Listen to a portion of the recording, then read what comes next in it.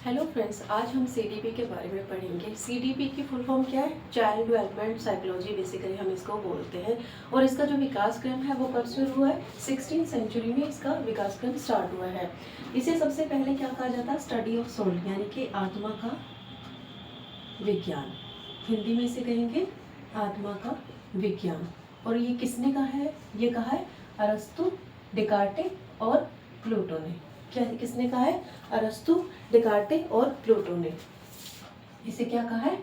Study of soul कहा है। ये इंपॉर्टेंट क्वेश्चन है आपका, सीडीपी में ये जरूर आता है। कोई ना कोई इन चारों में से क्वेश्चन आ जाएगा या इनका मैचिंग करवा कर आपसे देख लिया जाएगा। तो इस तरीके से ये जो टॉपिक है आपका ये इम्पोर्टेंट है। तो स्टडी ऑफ सोल किसने कहा है? अरस्तु, डेकार्टे और प्लूटो ने कहा है। उसके बाद है स्टडी ऑफ माइंड, मन का अध्ययन या मन का विज्ञान। राइट, इसको क्या कहा गया है? मन का अध्ययन या मन का विज्ञान। किसने कहा? इटली के पोम्पनोजी ने। इटली के जो पोम्पनोजी है उन्होंने क्या कहा है? इसे स्टडी ऑफ माइंड कहा है। तो ये भी हमारा इंपॉर्टेंट क्वेश्चन बन जाएगा। उसके बाद स्टडी ऑफ कॉन्शियसनेस, यानी कि चेतना का अध्ययन। ये किसने कहा है? विलियम वुंड, विलियम जेम्स ने। हम साथ के साथ इसे याद करेंगे। स्टडी ऑफ कॉन्शियसनेस किसने कहा है? विलियम वुंड और विलियम जेम्स ने इसे स्टडी ऑफ कॉन्शियसनेस कहा है। लास्ट हमारा है स्टडी ऑफ बिहेवियर। ये किसने कहा है? वॉटसन, वुडवर्थ, स्किनर, थॉर्नडाइक ने। किसने कहा है? Watson, Woodworth, Skinner, Thorndike. तो ये जो हमारा है बिहेवियर, व्यवहार का अध्ययन, ठीक है, इसे हिंदी में कहा जाता है व्यवहार का अध्ययन। ठीक है, ये किसने कहा है? वॉटसन, वुडवर्थ, स्किनर, थॉर्नडाइक ने। स्टडी ऑफ सोल किसने कहा है? अरस्तु, प्लूटो, डेकार्टे ने। ठीक है, स्टडी ऑफ माइंड किसने कहा है? इटली के जो पोम्पनोजी थे। स्टडी ऑफ कॉन्शियसनेस किसने कहा है? विलियम वुंड और विलियम जेम्स ने। और स्टडी ऑफ बिहेवियर किसने कहा है?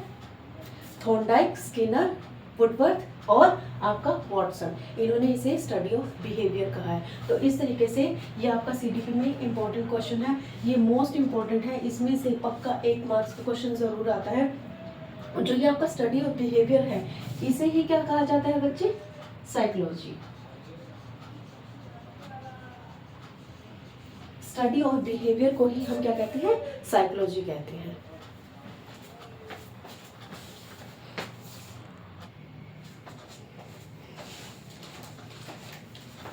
स्टडी ऑफ बिहेवियर या study of soul, study of mind, और आपने जितना भी अभी स्टडी ऑफ कॉन्शियसनेस उन सब सीडीपी के बारे में पढ़ा, उसके जो मोस्ट इंपॉर्टेंट क्वेश्चन है वो कौन कौन से हैं वो हम कर लेते हैं, जो हर बार इनमें से क्वेश्चन रिपीट होते हैं। तो सबसे पहला क्वेश्चन क्या है हमारे पास? Who is the father of psychology?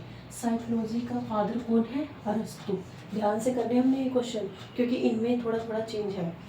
Father of psychology किसे कहा है? अरस्तु को। रियल फादर ऑफ साइकोलॉजी, अब यहाँ देखिए आप रियल लिखा हुआ है वर्ड, ठीक है, तो रियल फादर ऑफ साइकोलॉजी किसे है? विलियम जेम्स को कहा है। ये रियल फादर ऑफ साइकोलॉजी है और ये आपका फादर ऑफ साइकोलॉजी है अरस्तु। उसके बाद है who is the father of modern psychology? William wound. यहाँ पर मॉडर्न की बात हुई है, ठीक है, तो मॉडर्न साइकोलॉजी के फादर कौन है? William wound. Who is the father of educational psychology, यानी कि शिक्षा मनोविज्ञान के पिता कौन है? हमारे हैं थॉर्नडाइक। ठीक है, उसके बाद है मनोविज्ञान को शिक्षा में सबसे पहले कौन लेकर आया था? मनोविज्ञान जो मतलब साइकोलॉजी में से जो सबसे पहले शिक्षा में कौन लेकर आया था? रूसो लेकर आया था। ठीक है, ये 5 क्वेश्चन हमारे मोस्ट मोस्ट मोस्ट इंपॉर्टेंट है। हम दोबारा से इन्हें रीड कर लेते हैं एक बार।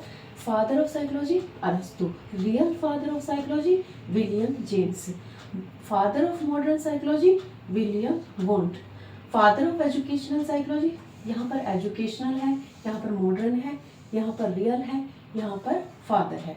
ये सारे क्या हैं? अलग अलग हैं कि इनको किसका फादर कहा जाता है। तो एजुकेशनल साइकोलॉजी थॉर्नडाइक, मनोविज्ञान को शिक्षा में कौन लेकर आया था? रूसो।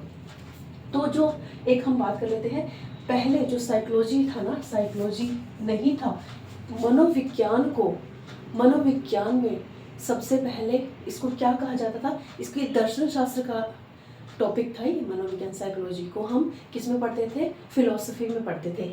लेकिन उसके बाद क्या हुआ? इसको हम मनोविज्ञान में लेकर आए। दर्शन शास्त्र से हमने इसे निकाल दिया, यानी कि हमने इसको फिलोसफी से निकाल कर कहाँ पर ले आए, हम इसको साइकोलॉजी में ले आए। 1879 मोस्ट इम्पोर्टेंट क्वेश्चन है ये। 1879 में जर्मनी के लीप्जिग शहर में फर्स्ट प्रयोगशाला स्थापित की गई थी। ठीक है, ये मोस्ट वेरी इंपॉर्टेंट क्वेश्चन है। 1879 में जर्मनी के लीप्जिग शहर में एक प्रयोगशाला स्थापित हुई थी और उसका नाम किसके नाम पर रखा गया?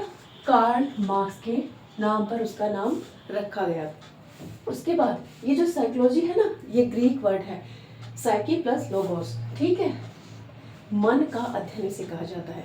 ये साइकोलॉजी जो है, इसको ग्रीक वर्ड, ये ग्रीक वर्ड है, ये भी इंपॉर्टेंट क्वेश्चन है। फर्स्ट बुक जो साइकोलॉजी के बारे में लिखी थी वो किसने लिखी थी? रुडोल्फ गोल्काई ने लिखी थी। कब लिखी थी?